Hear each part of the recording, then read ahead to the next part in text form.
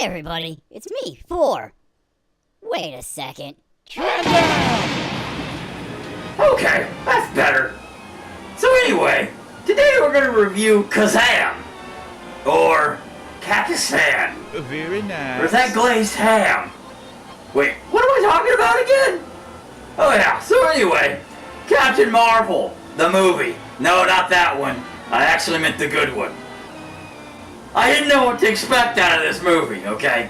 To be honest, I thought, here we go, another superhero movie. It's DC, so here's what I'm gonna get. A bunch of explosions and people die and gloom and doom, right? Nah, not really. It kind of didn't happen that way. Instead, it's all about a guy it's all about a kid who turns into a superhero guy, learns the love of a family, saves the day, and everybody's happy. What? Good. Nobody dies, and everything turns out okay. DC made this? Are we sure about that? Can we get somebody to check on this? DC made it, and it's happy? Weird. Weird. Oh well, anyway. So, the movie kind of starts out like this. Creepy old guy brings children into his underground lair, where he then tries to convince them to touch his rod. Dude, wait.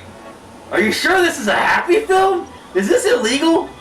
What? Am I watching something I'm gonna go to jail for? Is that what's it? Are you sure? Okay, anyway. So creepy wizard man, tries to get the little boy to touch his rod. Oh God, Jesus, I shouldn't even be saying this. Anyway, but the little boy is instead tempted to touch one of his balls. What is going on, people? You sure this is really what? Okay, so then he realizes the little boy's not pure of heart. He's not innocent enough for him. Good God, this is written by DC. It's dark as shit. Anyway, so he banishes him back to the real world, where the little boy gets into a horrible car crash. Yep, DC wrote it. Anyway, fast forward a bajillion years later, and apparently the old creepy guy still kidnapping children and convincing them to touch his staff. And talk and say his name. Okay. So now that Uncle Creepy has found his chosen one, that little boy then says, Shazam!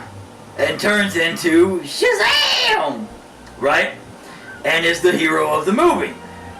However, the villain of the movie, who is from Rocky and Bullwinkle, apparently spent his whole life and became super rich somehow and all this other stuff, trying to find a way back to creepy old man's place for whatever reason, to grab his ball and put it in his face.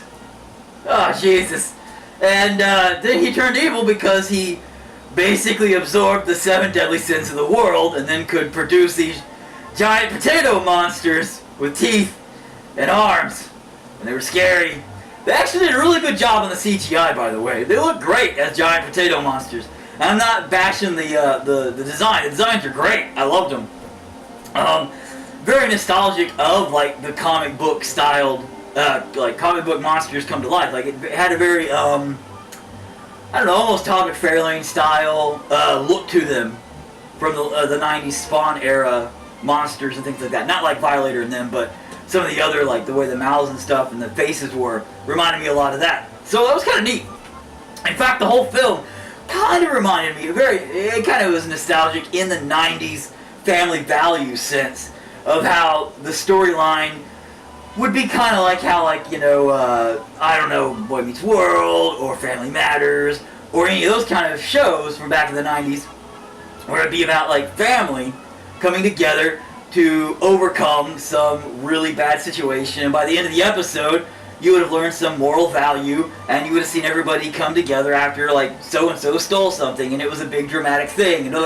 but it was like a movie version. It was really well done, really well written, overall. Fantastically good done job. I mean, the movie was great, actually. All jokes aside, the movie was a fantastic family-based film. Like, you could take your kids to see it, you could take your grandma to see it, you could take your grandma's kids to see it.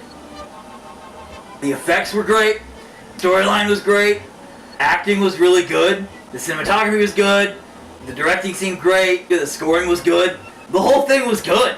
Clocks in at over an hour, I think it's like 132 minutes or something like that. So the movie's like longer than the Titanic.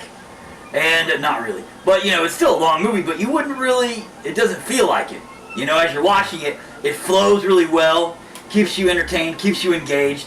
I was thoroughly impressed that DC made it and it wasn't grumbly, you know, dark as shit, you know, kind of stuff. So, good job, guys, good job.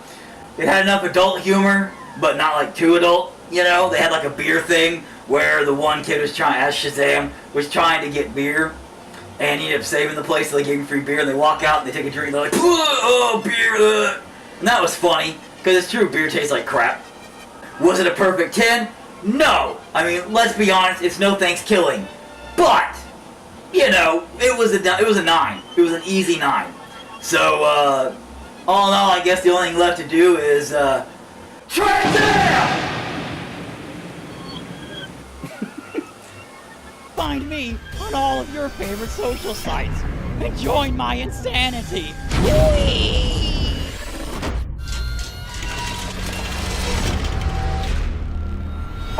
Look what I made!